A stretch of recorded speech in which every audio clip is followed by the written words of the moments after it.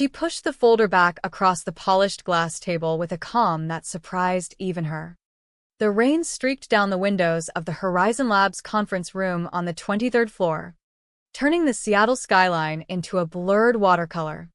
Marcus Hale, the CEO, sat across from me, his tailored suit impeccable, cufflinks glinting like tiny trophies. His smile was the kind executives practiced in mirrors, warm on the surface, predatory underneath. Sophia, this is generous. More than generous. You've given 12 years to this company. We want to honor that. His voice carried that rehearsed sincerity, the tone of a man used to closing deals with handshakes and promises. I didn't open the folder.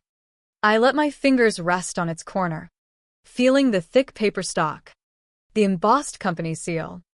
Inside, I knew what waited: a severance package dressed up as gratitude, stock options vesting early, a non-disparagement clause wrapped in legalese thick enough to bury any questions about my contributions.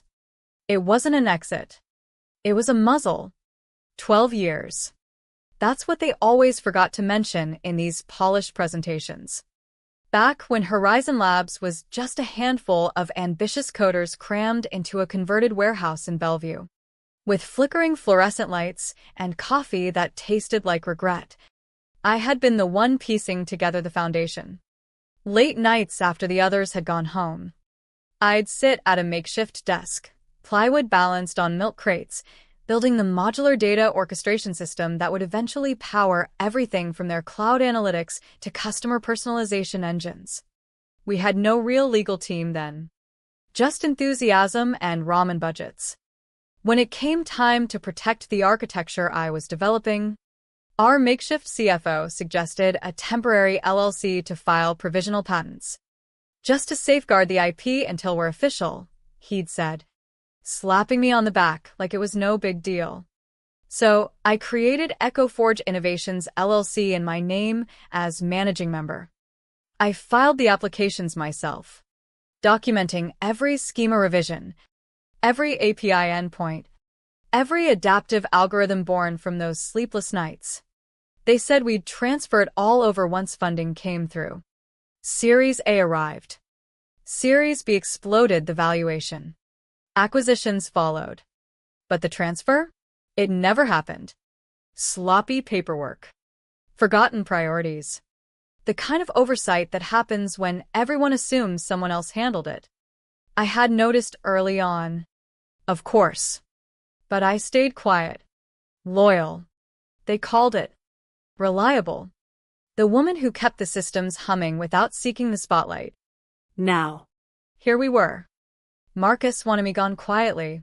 My knowledge of the vulnerabilities locked away with a nice payout and a promise never to speak ill.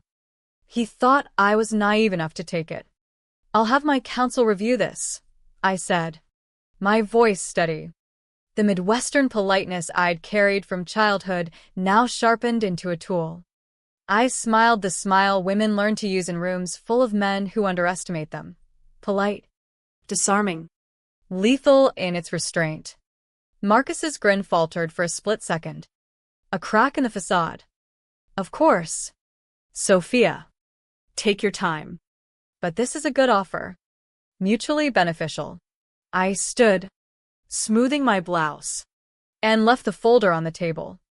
In the elevator down, the weight of 12 years pressed on my chest, not anger exactly, but a deep, simmering clarity. In the parking garage, I sat in my car, rain hammering the roof, and pulled out my phone. The secure drive I kept had everything: scans of the original LLC filings, patent numbers, timestamps from those early commits. EchoForge was still active. My name was still on the records at the USPTO. No reassignment had ever been notarized.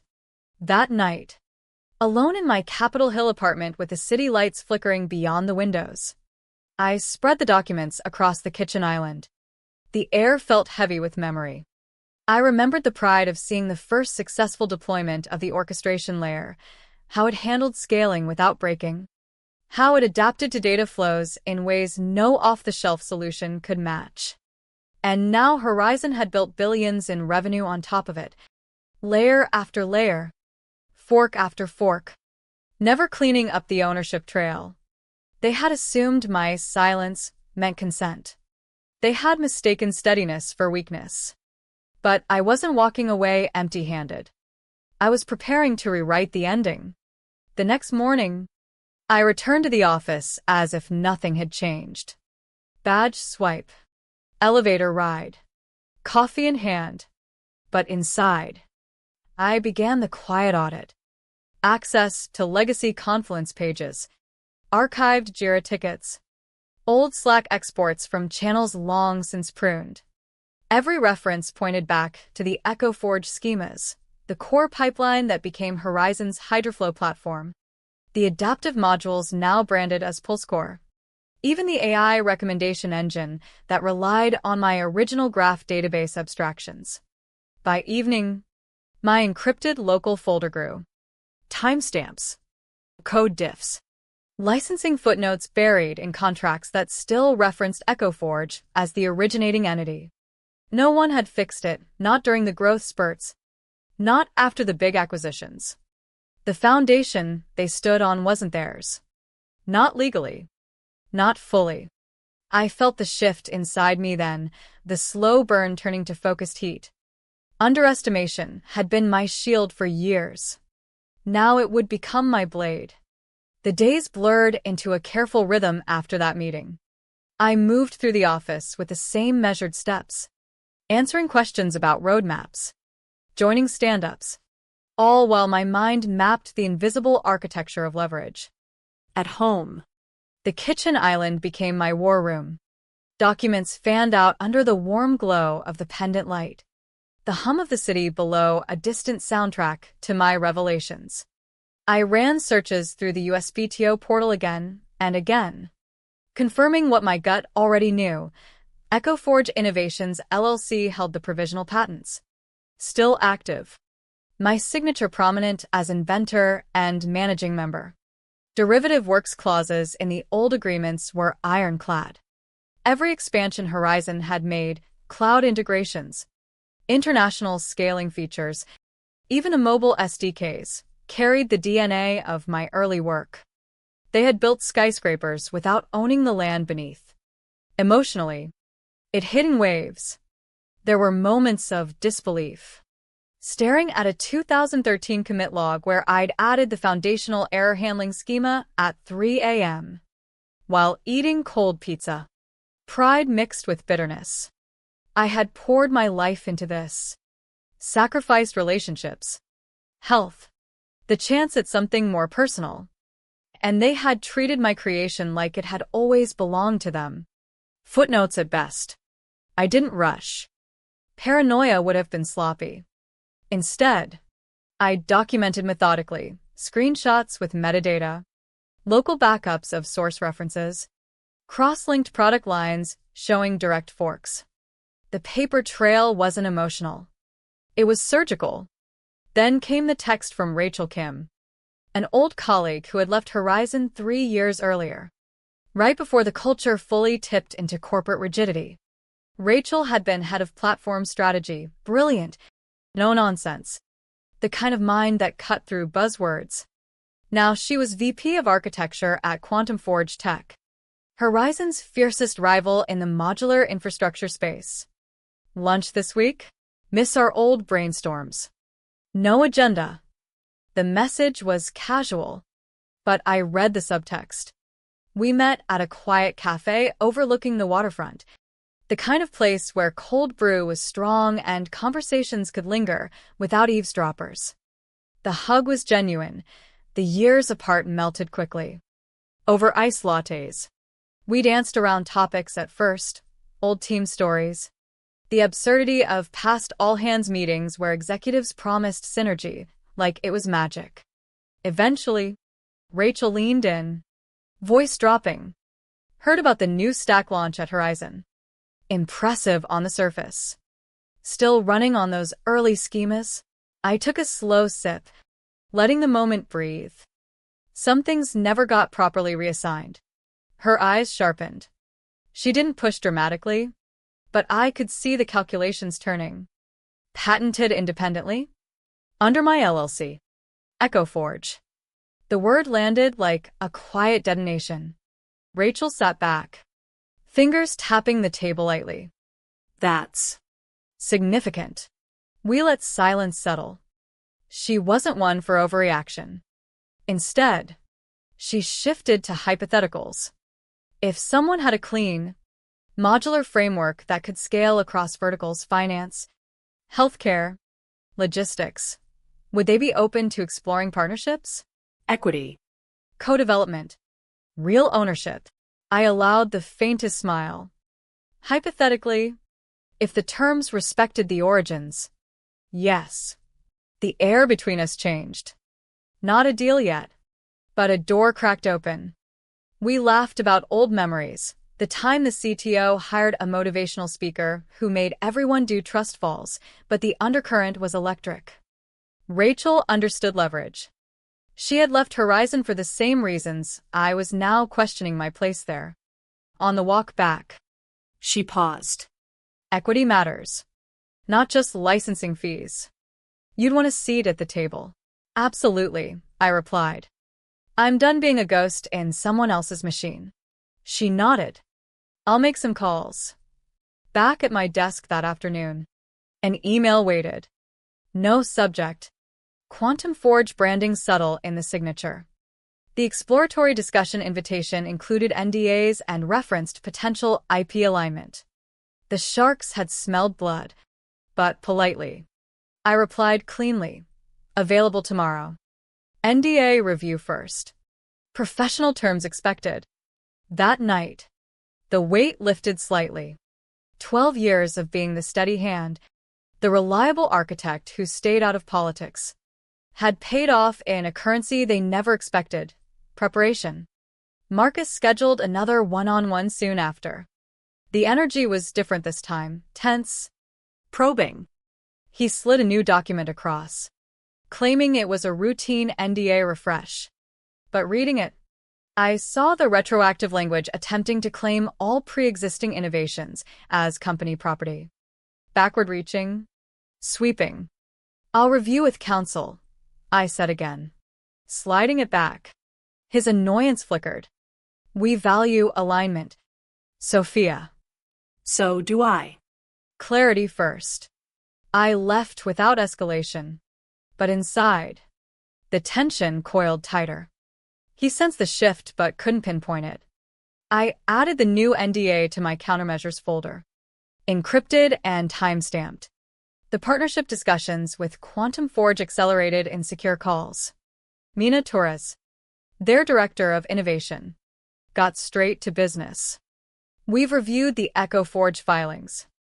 Interested in exclusive licensing with co-development. I laid out terms. Split ownership under a new joint entity.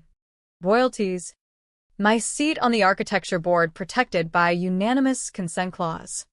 No work on Horizon's legacy mess. I'd build cleaner, forward-looking versions. One non-negotiable, public announcement with attribution. My name. My face. Clear credit for the foundational stack. Slide 3. I insisted in the slide review. Not buried at the end. Mina agreed. The letter of intent arrived airtight, with the PR clause explicit, named co-owner in press materials. Immediate effect. The slow build was becoming a crescendo. Leverage wasn't loud. It was inevitable. The letter of intent felt heavy in my inbox. Clinical, yet thrilling. Every clause had been negotiated with precision. 40% equity in the new co-developed stack. Naming rights. Protections against removal. But the real power sat in the attribution section. Public recognition of EchoForge as the origin. My role as co-owner announced clearly. Signing it electronically that evening. Stylus in hand under the soft light of my home office. Brought a wave of calm I hadn't felt in years. No drama. No confrontation yet. Just architecture, both code and strategy falling into place. Marcus grew more insistent in the following days. Another meeting, another folder. This time the language was bolder, attempting to redefine past contributions as internal assets. I refused to sign, citing review needs. His patience thinned, but he couldn't force it without revealing his hand. Meanwhile, Quantum Forge moved efficiently. The slide deck for their quarterly update was finalized with my insistence honored. Slide 3 featured my professional photo alongside the announcement text. Exclusive partnership. EchoForge modular architecture co-owned and licensed to Quantum Forge Tech. The subtitle highlighted the foundational role in next-gen infrastructure. No anticipation build-up. Clarity as the opening statement. Jordan from Comms had chuckled at first. We usually save reveals for later. This isn't theater, I replied. It's declaration. They adjusted. Everything was set for launch in 10 days. The night before the announcement, I didn't celebrate with champagne. I sat with the final deck open, imagining Marcus's face when slide 3 hit the livestream. The man who thought a folder and vague loyalty talk could erase my 12 years would see his empire's foundation publicly reassigned. The announcement dropped at 9 a.m. Pacific. Within minutes, tech Slack channels erupted. Industry newsletters pinged alerts. Seismic shift. Elegant power play. My inbox flooded with messages, congratulations, mixed with curiosity about Horizon's exposure. At 11:06 a.m., my phone rang. Unknown local number. I answered calmly. Hi. This is Claire from Horizon Legal. We saw the Quantum Forge announcement and wanted to discuss usage terms and clarify some historical architecture references. Translation. Panic had set in. They finally noticed the missing pieces. I let silence stretch, then forwarded the queued files, highlighted clauses from their own contracts referencing EchoForge, the active framework dependency audit, the old Confluence comment noting pending reassignment that had sat ignored for years. More silence on her end. Then, we'd like to negotiate revised terms directly. That's now Quantum Forge's domain as license holder, I said evenly. The call ended in corporate discomfort. Keyboards clacking furiously in the background. Horizon's internal scramble was invisible to outsiders, but the effects rippled fast. Their flagship PulseLogic platform, built heavily on derivative EchoForge schemas, began encountering licensing enforcement blocks from Quantum Forge. Mid-demo for key investors. Screens froze. Queries stalled. The public excuse was architectural latency, but insiders knew the truth. Unauthorized derivative use halted cold. The following Monday, the internal memo dropped, CEO Marcus Hale taking immediate leave of absence. No details. Just absence. Tech blogs had a field day, David slaying Goliath with paperwork. The quiet architect's masterstroke. Podcasts dubbed it one of the cleanest IP pivots in recent memory. A late-night message arrived from an unrecognized number, but the sender name stopped me. Mira. Marcus's former executive assistant. He's asking if there's any way to resolve this privately. What should I say? I read it multiple times, feeling the finality settle. A year ago, it might have stirred mixed emotions, satisfaction laced with doubt. Now, it felt like knocking on a sealed door. I didn't reply. Instead, I powered down the phone and prepared for the next chapter. The Summit Tech Expo booth for Quantum Forge was packed. Engineers, VCs, reporters. As I stepped onto the small stage, the slide transitioned behind me. Next-gen infrastructure built on EchoForge foundations. Hi, I'm Sophia Kane, co-owner and principal architect of the framework powering what's next. No theatrics, just presence.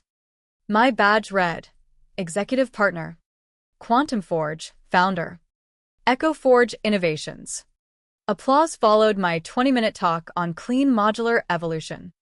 Stepping off, I caught sight of a Horizon rep in the back, face drawn. No words exchanged. Doors opened ahead of me, others closed firmly behind. The expo energy carried into the following weeks. Quantum Forge's partnership elevated my profile overnight. Interviews requested. Speaking slots offered. Investors circling the new joint venture. I moved into a role shaping the next generation stack, cleaner code, modernized APIs, freed from Horizon's bureaucratic legacies. Reflections came in quiet moments. 12 years of being the woman in the room who documented everything, who stayed late, who never demanded credit publicly. Underestimation had been constant, assumptions I was content in the background, too loyal to rock the boat. The male-dominated tech spaces reinforced it, subtle dismissals. Credit rerouted to louder voices. But loyalty has limits when ownership is erased. The legal reality was stark, without proper reassignment. Horizon had operated on borrowed time.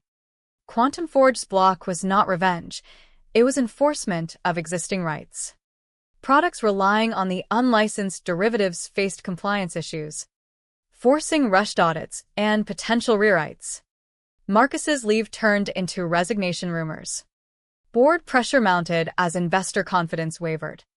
The stock dipped noticeably after the demo failure stories leaked. No public lawsuit. Horizon knew the paper trail favored EchoForge. Quiet settlement talks began through intermediaries. But my position remained firm. Terms through Quantum Forge. Emotionally, empowerment mixed with a lingering melancholy. I mourned the early idealistic days, the garage coding sessions, the shared excitement of first funding rounds. But betrayal of Origins couldn't stand. The message resonated beyond tech circles. Contributions matter. Origins deserve recognition. Silence isn't consent. One evening, walking along the waterfront, the Puget Sound breeze cool on my skin, I thought about the human cost. Relationships strained by long hours. Personal life deferred. The victory tasted of justice, but also of what could have been if proper credit and transfers had happened early. At Quantum Forge, the team respected the history. Mina and I collaborated closely on roadmaps, ensuring the new architecture honored the foundational principles while innovating forward. Equity vested meaningfully. My voice carried weight on the board. The industry narrative shifted. Articles portrayed it as a cautionary tale for startups. Document IP transfers meticulously. Women in tech shared similar stories in private forums, being overlooked until leverage surfaced. A final unexpected note came months later, an email from an old Horizon engineer who had quietly left after the fallout. Seeing your name front and center reminded me why I got into this. Thanks for the reminder that origins matter. I replied briefly, wishing them well. The story didn't end in explosion but in sustained momentum. Doors kept opening. The question lingered for those watching, in a world of rapid innovation. What happens when the architects finally claim their due? Standing on the main stage at the annual TechForge Summit 6 months later, the crowd filled the auditorium. Lights dimmed. My slide deck projected large behind me. The title read simply, Building Forward, From Foundations to Future. 12 years ago, in a small Bellevue warehouse, a team dreamed big with limited resources. I built the core orchestration layer that scaled into something massive. Today, through proper partnerships, that foundation evolves openly and ethically. The audience leaned in. No mentions of Horizon by name. Unnecessary. The subtext was clear. My face on the Jumbotron, expressive and confident under the dramatic lighting, told the story of quiet persistence rewarded. Post-talk. Handshakes and questions flowed. A young woman engineer approached hesitantly. Your story. It gives hope. Being underestimated for so long. I smiled warmly. Document everything. Know your worth. Origins can't be erased forever.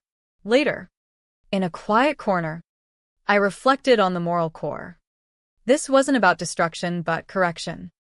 IP laws exist for a reason, to protect creators, incentivize innovation. Horizon's oversight wasn't malice initially, but negligence compounded by arrogance. My approach avoided litigation, choosing partnership and transparency instead. The industry adjusted. Better IP hygiene became a talking point in VC due diligence. Women architects shared empowerment stories inspired by the events. Personally, balance returned. Time for family, hobbies, even dating again. The garage desk was long gone, replaced by collaborative labs at Quantum Forge. Yet the ending carried an echo. Power dynamics in tech favor the loud and connected, but preparation and ethics endure. What if more creators asserted ownership earlier? What if companies honored beginnings instead of erasing them? As the lights of Seattle twinkled that night from my window, the story felt complete, not with vengeance, but with reclamation. The architect had stepped forward, and the empire adjusted accordingly. The true lesson lingered like the rain on the glass. Loyalty is earned through respect, not demanded through folders and silence. And sometimes, the most powerful moves are the quietest ones, built over years in the background, ready when the moment arrives.